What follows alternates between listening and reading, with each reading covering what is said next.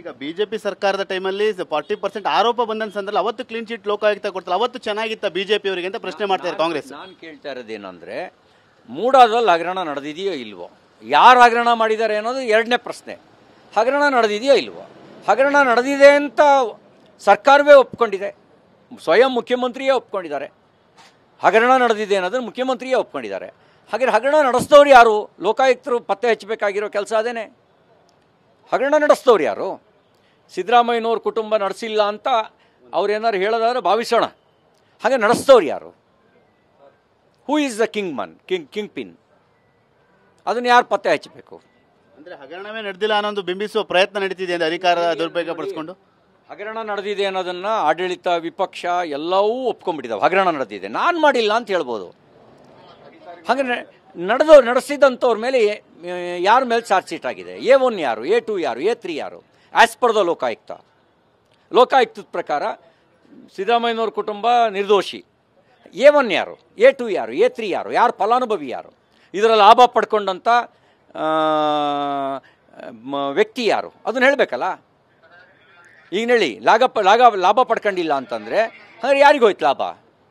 ಸಿದ್ದರಾಮಯ್ಯ ಅಧಿಕಾರ ದುರುಪಯೋಗ ಮಾಡ್ಕೊಂಡಿದ್ದಾರೆ ಅಂತೀರಾ ಇಲ್ಲ? ಹಾಗಾದ್ರೆ ನಾನು ಕೇಳೋದು ಇಷ್ಟೇ, ದುರುಪಯೋಗ ಇವ್ರು ಮಾಡ್ಕೊಂಡಿಲ್ಲ ಅಂತ ಹೇಳ್ತಾರಲ್ಲ,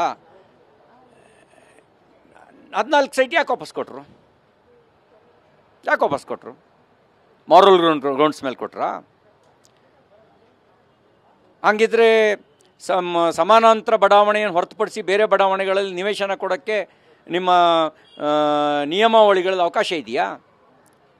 ಮತ್ತು ಯಾವುದೇ ನಿಯಮ ರೂಪಿಸಿದರೆ ಅದು ಪ್ರಾಸ್ಪೆಕ್ಟಿವೋ ರೆಟ್ರಾಸ್ಪೆಕ್ಟಿವೋ, ಪೂರ್ವಾನ್ವಯ ಆಗುತ್ತೋ ಅಥವಾ ನಿಯಮ ಜಾರಿಗೆ ಬಂದ ದಿನದಿಂದ ಅನ್ವಯ ಆಗುತ್ತೋ?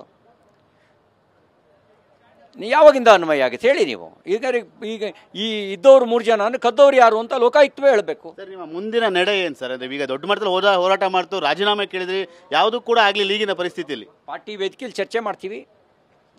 ಆ ಪಾರ್ಟಿ ವೇದಿಕೆಯಲ್ಲಿ ಚರ್ಚೆ ಮಾಡಿ ಮುಂದಿನ ನಿರ್ಣಯ ಮಾಡ್ತೀವಿ. ಈಗಲೂ ಕೂಡ CBIಗೆ ತನಿಖೆ ಕೊಡಬೇಕು ಅಂತ ಒತ್ತಾಯ ಮಾಡ್ತೀರಾ ನೀವು? ಹಿರಿಯರಿದ್ದೀರಿ. ಈಗ ನಾವು ಮೊದಲಿನಿಂದಲೂ ಕೂಡ ನಿಷ್ಪಕ್ಷಪಾತವಾದ ತನಿಖೆ, ರಾಜ್ಯ ಸರ್ಕಾರದ ಅಧೀನದಲ್ಲಿರುವಂಥ ಯಾವುದೇ ಸಂಸ್ಥೆ ಮಾಡೋಕ್ಕೆ ಸಾಧ್ಯ ಇಲ್ಲ ಅಂತ ನಮ್ಮದೊಂದು ಹೇಳಿತ್ತು. ಮತ್ತು ಮುಖ್ಯಮಂತ್ರಿಗಳ ಮೇಲೇ ಆಪಾದನೆ ಬಂದಿರೋದ್ರಿಂದ ಈ ಅನುಮಾನ ವ್ಯಕ್ತಪಡಿಸಿದ್ವಿ. ಅನುಮಾನ ದಟ್ಟವಾಗಿದೆ.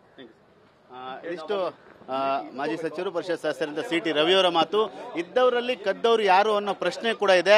ಅಧಿಕಾರವನ್ನು ದುರ್ಬಳಕೆ ಮಾಡಿಕೊಂಡು ಸಿದ್ದರಾಮಯ್ಯ ಈ ರೀತಿಯಾದ ಒಂದು ಬಿ ರಿಪೋರ್ಟನ್ನು ಹಾಕಿದ್ದಾರೆ. ಈಗ ಚಾರ್ಜ್ ಶೀಟ್ನಲ್ಲಿ ಅಧಿಕಾರಿಗಳ ಹೆಸರು ಉಲ್ಲೇಖವಾಗಿಲ್ಲ, ಯಾರ ಹೆಸರು ಉಲ್ಲೇಖವಾಗಿಲ್ಲ. ಹಾಗಾದರೆ ಅಕ್ರಮ ನಡೆದಿಲ್ವಾ ಇಲ್ವಾ, ಇದೆಯಾ ಅಲ್ವಾ ಅನ್ನೋ ಪ್ರಶ್ನೆ ಕೂಡ ಕಾಡ್ತಾ ಇದೆ ಅನ್ನೋ ಮಾತನ್ನು ಕೂಡ ಹೇಳ್ತಾ ಇರೋದು. ಕ್ಯಾಮರಾಮನ್ ಪ್ರಾಣೇಶ್ ಜೊತೆ ಸುನಿಲ್, TV9 ಬೆಂಗಳೂರು.